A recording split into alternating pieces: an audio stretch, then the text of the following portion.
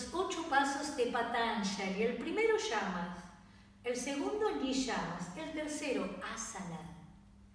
Bien, un asana es una postura que tiene determinadas características, que se mantiene en estado de inmovilidad por un determinado tiempo, sin esfuerzo o con un mínimo de esfuerzo, con el control de la respiración y con el control de la mente. El aspecto muscular de las asanas es que todo el aparato muscular se va a estirar sistemáticamente y va a ir más allá de su límite de flexibilidad. ¿Por qué? Porque todas las asanas, todas las posturas de yoga están destinadas a estirar los músculos más allá de su límite normal de flexibilidad. Pero para que esto ocurra, se deben dar algunas condiciones, como por ejemplo, tenemos que ayudar nosotros a que esos músculos se distiendan y se relajen. Porque cuando llegamos al límite, el músculo va a contraerse como un mecanismo de autodefensa. Es ahí cuando tenemos que actuar con el control de la respiración. La respiración baja, profunda, abdominal, va a permitir que esa contracción defensiva muscular se convierta en una distensión de todo el aparato muscular. Y se va a dar esta situación, siempre y cuando permitas realizar el asana con control de la respiración. Otra condición que se tiene que dar es esperar que los músculos cedan. Durante un asana no debe haber prisa, no debe haber apuro en el cuerpo. Por eso hablamos de un determinado tiempo. Debe existir un determinado tiempo. Cuando este determinado tiempo ocurre, no importa cuánto sea, unos segundos, unos minutos, ahí se va a producir que ese músculo o ese grupo muscular comience a ceder. Otra condición es realizar el asana sin tironear. Sin tironear, por eso hablábamos. Cuando hacemos una postura, Paschimottanasana, estamos en la postura y ahí vemos que el alumno empuja y quiere llegar. ¿A dónde queremos llegar? Tenemos que entender que ya llegamos. Lo único que tenemos que hacer es permanecer. ¿Y permanecer de qué manera? Con un mínimo esfuerzo. Y cuando la práctica se va refinando, ya ese esfuerzo desaparece. Y ese asana se va a mantener sin esfuerzo, sin tironear. Decimos que sin movimiento. Debe existir esta condición de inmovilidad. Permitir que el cuerpo no se mueva, que todo ese mundo interno accione. Cuando tu mundo externo se detiene y se convierte inmóvil, permite a ese mundo interno a que se manifieste. Y con el control de la mente. Cuando el asana se ejecuta y se establece con inmovilidad por un determinado tiempo, sin esfuerzo, con un mínimo de esfuerzo, con control de la respiración, aparece esta instancia que se empieza a controlar tu mente. Son pasos, es sistemático. Después de esto pasa esto. Cuando todo esto lo lograste, la mente se controla. Y acá decimos no hacer el asana. ¿Qué es esto de no hacer el asana? Una vez que entramos en el asana, una vez que entramos en la postura, ya está. Desapego, libérate. Una vez que hiciste la postura, ya está hecha. Permitir que ahora la postura haga. Solo permitilo. Y vas a poder permitirlo cuando te desapegues, cuando te entregues. Vos hiciste, ahora entrega. Y después hablamos que un asana es algo así como convertirnos en una estatua que respira. ¡Qué hermosa imagen! Volvemos a lo mismo, una vez que entramos en el asana, ya ahí sentí que lo único que tenés que hacer es respirar. Solo tenés que respirar para que todo suceda. Ya están todas las condiciones dadas. Y convertirte en una estatua que respira. La sensación es maravillosa. Llega un momento que te convertís en respiración.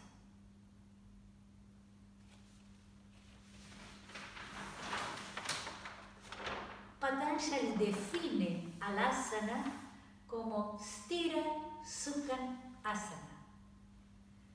Un asana es entrar en un estado de postura estable, firme, pero flexible y sumamente fácil y grata para el cuerpo y para la mente. El asana es Sthira y Sukha, estas dos polaridades inseparables, correspondientes. Todo asana produce una modificación en la sangre y en la linfa. La circulación de la sangre, cuando por ejemplo hacemos Janushirshasana o media pinza, donde tu pecho se proyecta hacia el muslo y tu nariz hacia la rodilla del lado, entonces estás comprimiendo determinados órganos. Durante la ejecución del asana, la sangre se va a contraer y acumular en esos órganos o grupos orgánicos. Cuando desarmas la postura, es la sangre arterial la que va a fluir abundantemente y va a recorrer y asistir primero a los lugares que necesitan más sangre complementaria. La linfa es una clase de sangre modificada que tiene algunos elementos que no tiene la sangre y, por ejemplo, no tiene glóbulos rojos, lo que la hace un elemento, un líquido transparente, viscoso, la linfa. ¿Y qué hace la linfa? Tiene muchas funciones, pero principalmente actúa en la defensa de tu organismo, en el aparato inmunológico. Las principales posturas que intervienen en la circulación abundante de linfa son las posturas invertidas.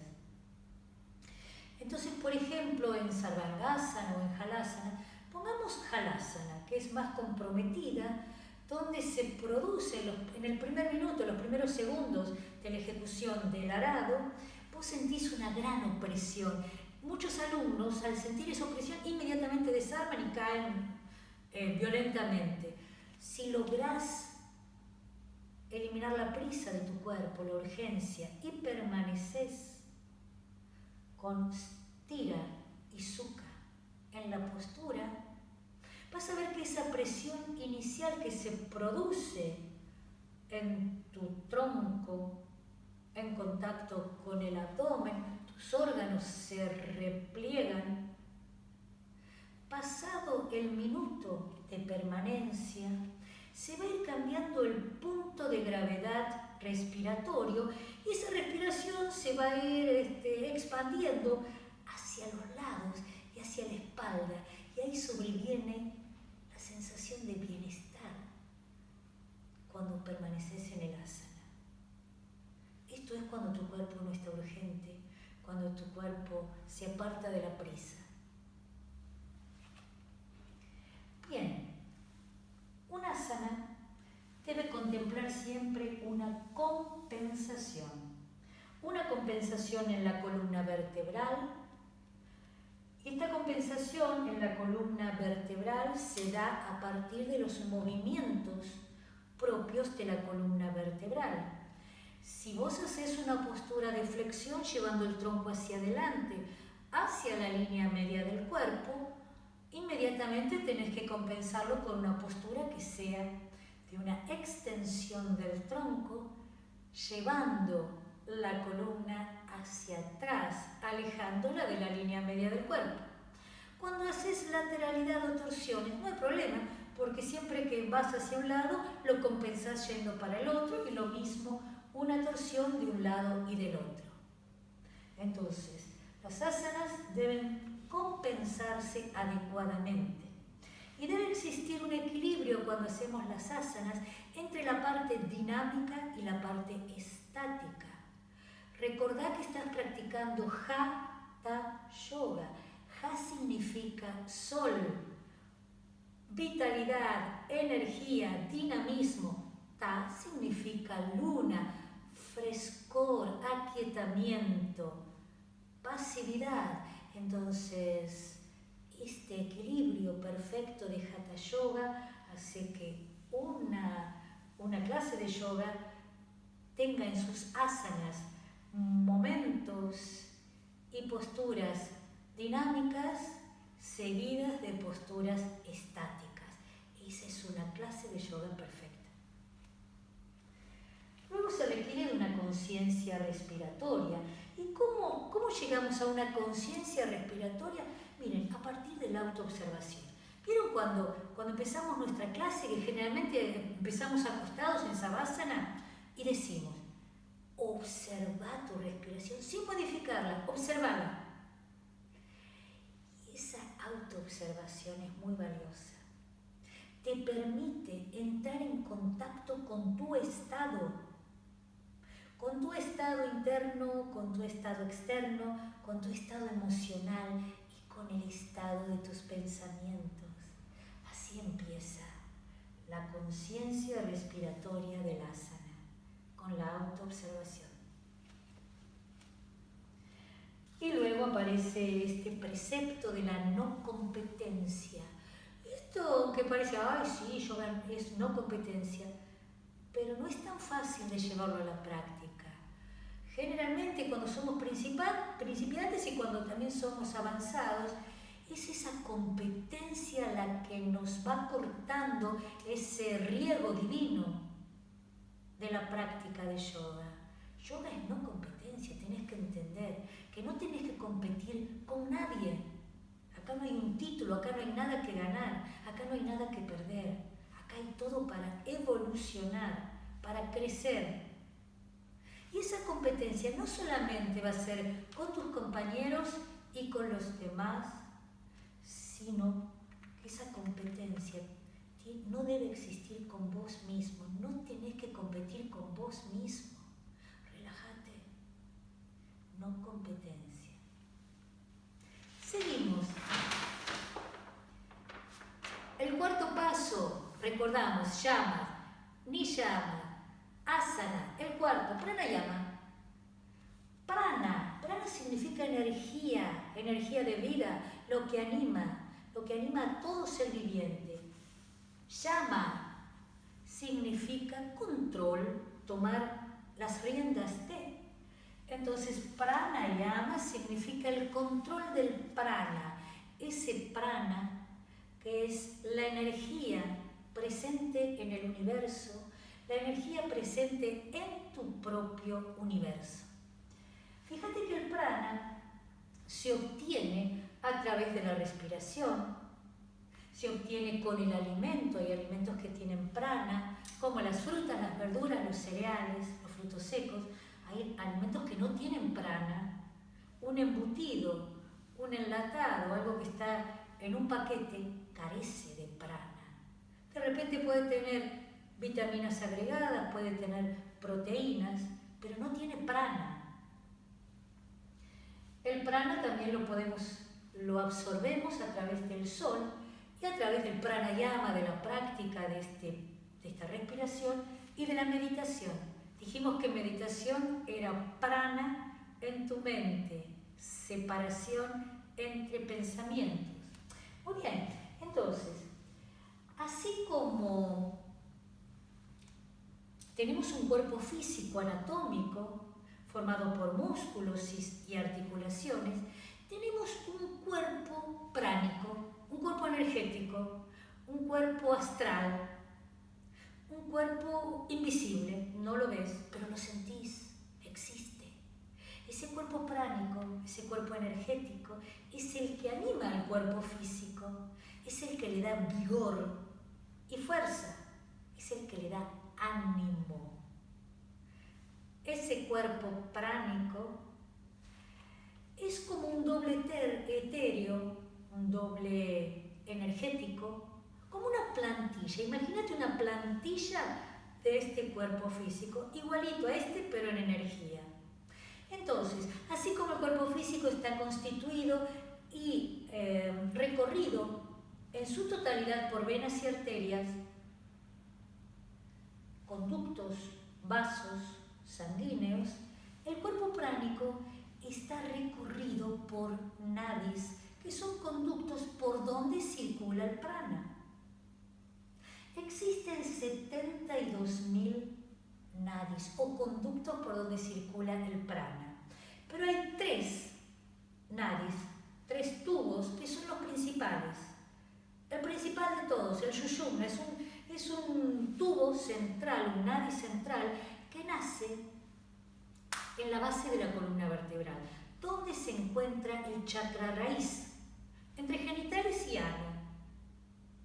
Entonces, este Sushumna significa columna vertebral, fíjate, justamente porque tiene una ascensión vertical el Sushumna, es central, desde la base de la columna hasta el chakra corona, hasta el superior. Recorre toda la columna vertebral y va visitando, haciendo asiento en todas esas estaciones de servicio de energía que se llaman chakras. Ese Sushumna recorre la médula espinal, va por los espacios intervertebrales y ahí hace su ascensión, desde la base hasta la corona. Y asciende energía. ¿Qué es lo que va a ascender? Energía. Se dice que lo que asciende es la energía kundalini, es energía kundal. Kundal significa serpentina, que desde la base de la columna asciende hasta centros superiores mediante la práctica de pranayama, meditación, respiración y ejercicios de yoga. Este Sushumna canal central es asistido por 2 canales a los lados de él.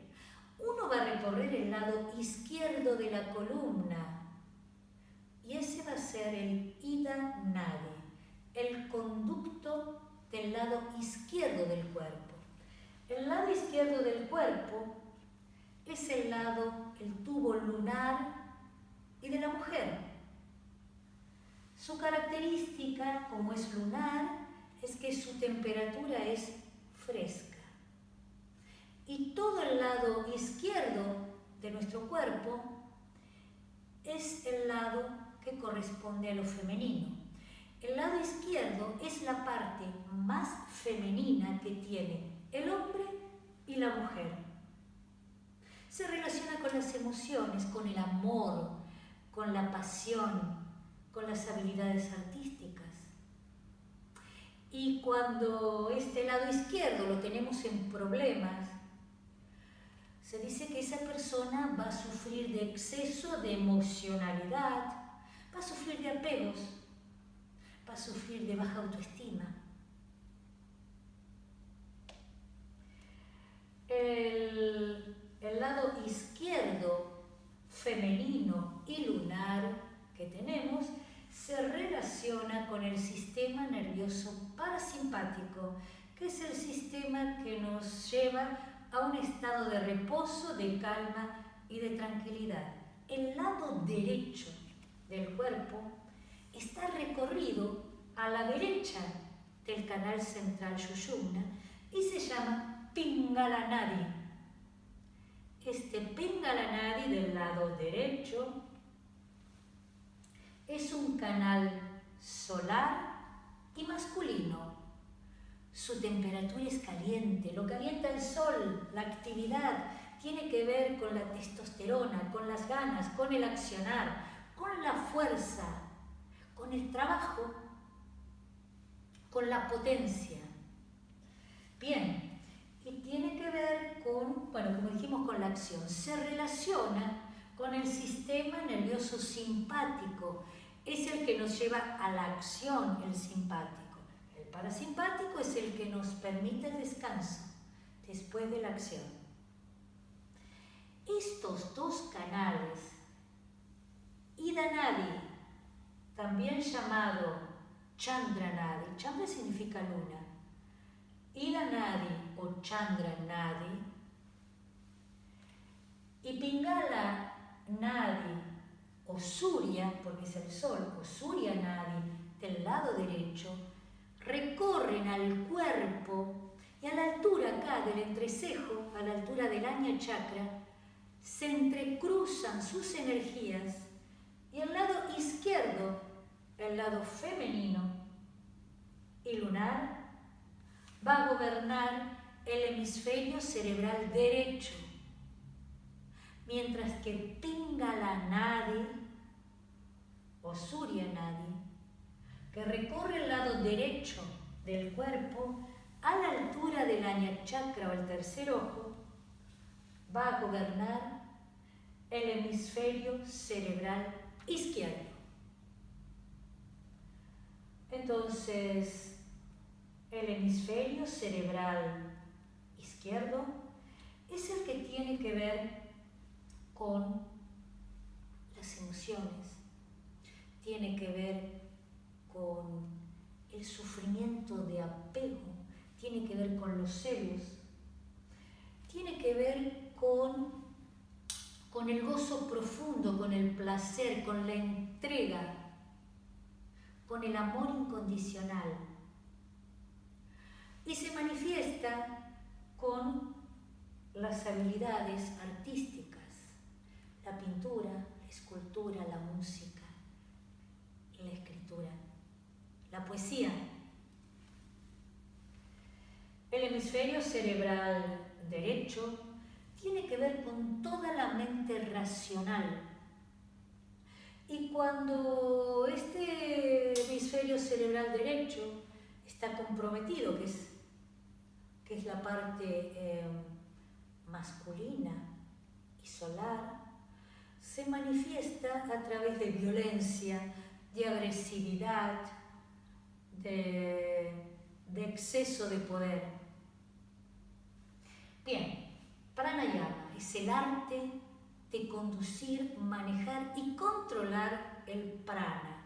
¿Y cómo lo hacemos? A través de ejercicios respiratorios específicos, con una métrica, con un tiempo y con la utilización de repente de una fosa nasal, una retención, la otra fosa nasal, y se combinan estos efectos respiratorios, logrando que a partir de ese control respiratorio podamos llegar a controlar nuestra mente.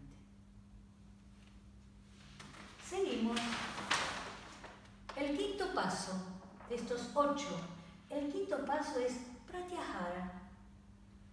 Pratyahara significa el control de los sentidos, el control de los órganos sensoriales. Se dice que cuando logramos controlar los sentidos, Patanjali dice que la práctica de Pratyahara logra cortar toda comunicación con la mente. Ya sabemos que cuando actúa la mente es sentidos, sensaciones, emociones, pensamientos.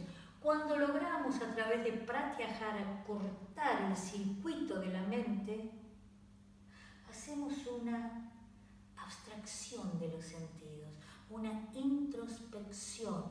Y ya, por ejemplo, si estamos en una práctica de yoga, generalmente acá cuando hacemos yoga hay muchos perros, tienen los vecinos que ladran y ladran y ladran. Cuando hay un alumno, te das cuenta, cuando es nuevo, termina la clase y te dice, hacé callar esos perros, hablar al vecino que se callen los perros. Cuando entras en una práctica regular y cuando entras en este Pratyahara, después de haber entrado en tu cuerpo, cuando Chitta logró entrar en las sensaciones del cuerpo, en las sensaciones de la respiración y en las sensaciones que aparecen al hacer yoga, es ahí cuando los sentidos se empiezan a controlar y ya el perro que ladra lo vas a escuchar lejos, ya no va a interferir. Y va a llegar un momento que no lo escuchás al perro, y que no escuchás cuando pasan los autos ni cuando tocan bocina. Lográs retracción sensorial, y eso es maravilloso. ¿Y eso cómo se logra? ¿Es posible? Claro que es posible. 99% de práctica, 1% de teoría. Práctica, práctica y práctica. Ese es el secreto del yoga. Seguimos. El paso número 6 de los 8, dharana o dharana. ¿Qué es dharana? Significa concentración profunda. ¿Y por qué decimos concentración profunda? Porque ya logramos no escuchar a los perros ni a la bocina de los autos. Entonces ya ahí estamos entrando en nuestro interior. Y después de este pratyahara aparece la concentración en un solo punto, en un solo objeto. Tu concentración profunda va a estar destinada en un solo foco, que puede ser de repente el latir de tu corazón, que puede ser la sensación del punto umbilical, puede ser la garganta, el pasaje del aire por la garganta.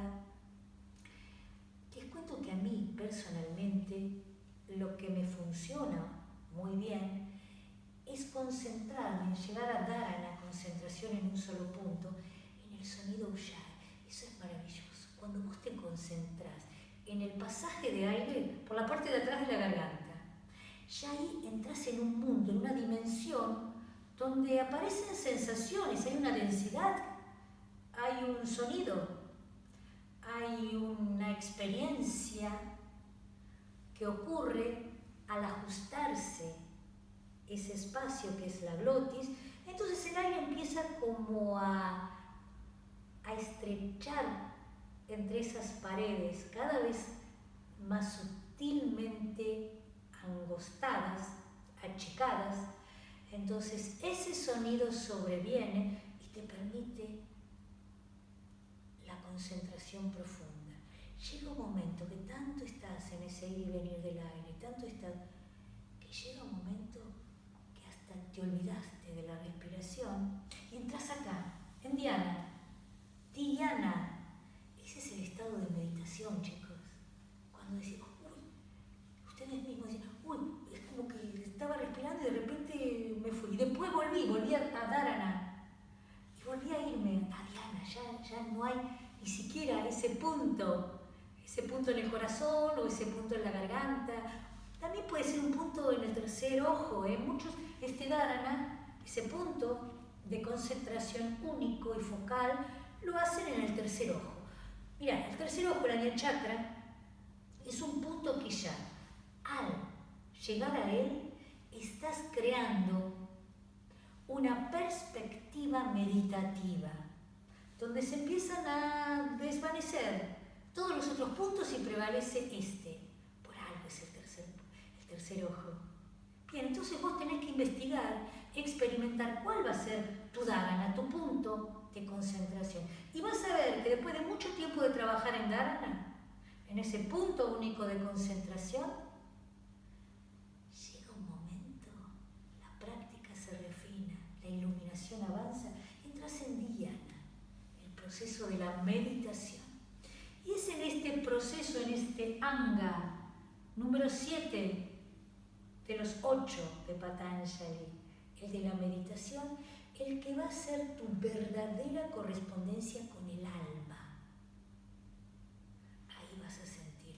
La mayoría de las veces, por nuestra vida y por vivir en Occidente y trabajar y estudiar, es difícil permanecer en dhyana, permanecer en el estado de meditación. Lo que más vamos a llegar mediante nuestra práctica va a ser entrar en este estado, que ya es maravilloso. Muchos piensan que están meditando y están en dharana. Perfecto. Ya es una concentración profunda. Es muchísimo quedarte en dharana. Y cuanto más estés en dharana, más oportunidad vas a tener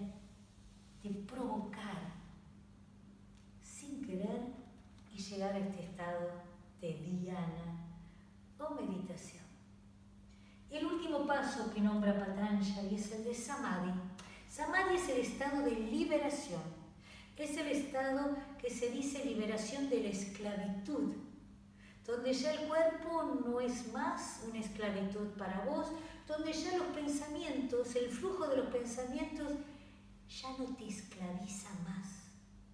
¿Por qué? Porque lograste lo que Patanjali también dice en el cuarto pada, el estado de Kaivalya, es el mismo, Samadhi.